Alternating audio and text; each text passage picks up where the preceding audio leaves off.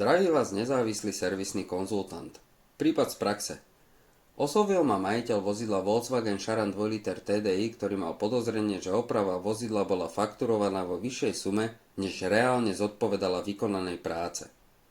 Počas servisnej opravy bola klientovi oznámená potreba ďalších úkonov a cena opravy sa postupne navyšovala.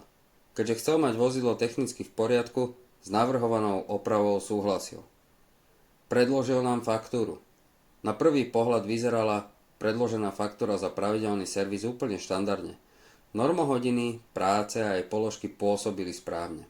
Pri detailnejšej kontrole náhradných dielov a objednávacích čísel sa však zistilo, že opravná sada prednej nápravy uvedená vo faktúre patrí na iný typ vozidla, konkrétne na vozidlo Audi s viacprvkovou prednou nápravou.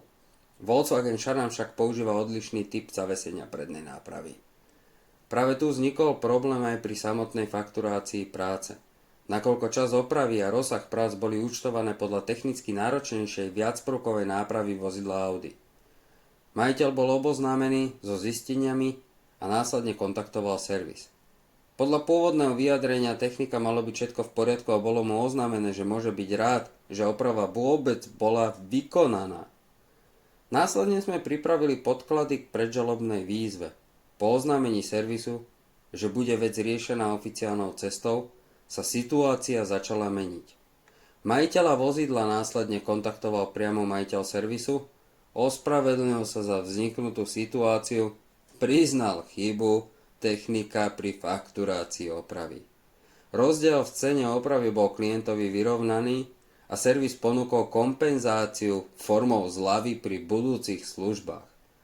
Tento prípad dopadol relatívne dobre a zároveň však ukazuje, aké dôležité je rozumieť technickým detailom oprav, použitých dieloch a správnej fakturácii. Ak máte pochybnosti o vykonanej oprave, fakturácii alebo technickom stave vozidla, pokojne ma kontaktujte. Rád pomôžem a poradím. Prajem príjemný deň.